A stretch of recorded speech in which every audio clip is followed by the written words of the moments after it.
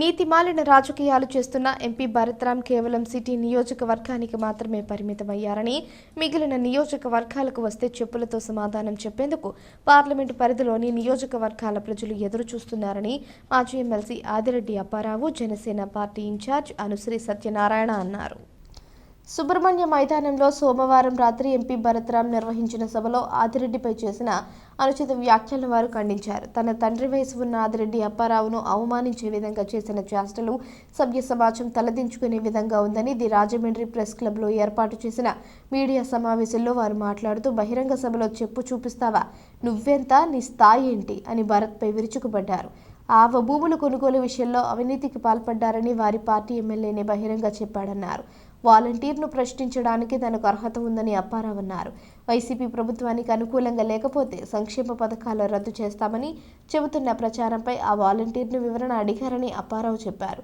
నీకు సంస్కారం ఉందా అని భరత్ను ప్రశ్నించారు. తన కుమారుడు ఆదిరెడ్డి శ్రీనివాస్కు సీటు రాదని ప్రచారం చేయించారని, అయితే అనూహ్యంగా చంద్రబాబు నాయుడు, పవన్ కళ్యాణ్ రాజమహేంద్రవరం సిటీ నియోజకవర్గ సీటును ఆదిరెడ్డి శ్రీనివాస్కు ప్రకటించడంతో భరత్ గొంతులో పచ్చి వెలక్కాయ పడిందన్నారు.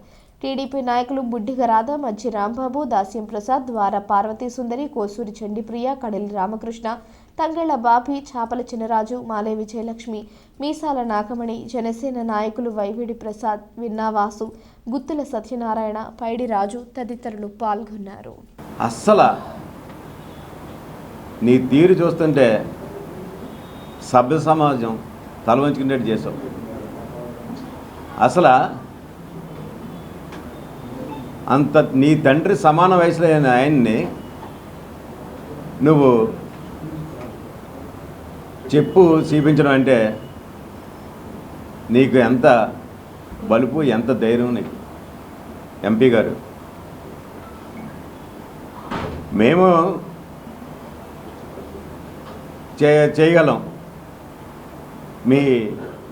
నా ఉద్దేశం అయితే మీ తండ్రి గారు చిన్నప్పుడు మీకు సరిగ్గా బెల్ట్ దెబ్బలు తగలలేనట్టున్నాయి. బెల్ట్ దెబ్బలు తగిలితే మీరు కరెక్ట్గా లైన్లో పడిపోయారు. కానీ మేము చూపించాం ఇక బెల్ట్, ఈ బెల్ట్ దెబ్బలు మీకు పడతాయి. ఒళ్ళు దగ్గర పెట్టుకుని పెద్దాంతరం చిన్నాంతరం లేకుండా మాట్లాడితే మీరే అసలు రాజమండ్రికి రౌడీజం చూపించారనుకుంటున్నారు మీరు.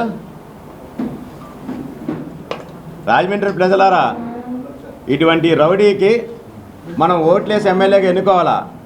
అలా మాట్లాడితే సరిపోతుందేమో అనుకున్నాం. నీకు ఇంకా టెన్షన్ పెరిగిపోయింది భరత్తో. నువ్వేదో అనుకుంటున్నావు. ఇందాక మా సోదరుడు చెప్పాడు, చిన్నప్పుడు నీ తండ్రి నీకు కరెక్ట్గా క్రమశిక్షణ చెప్పలేదు. మా పిల్లల్ని అలా పెంచలేదు మేము. ఆ క్రమశిక్షణగా ఉంటే నువ్వు ఈ విధంగా ప్రవర్తించు.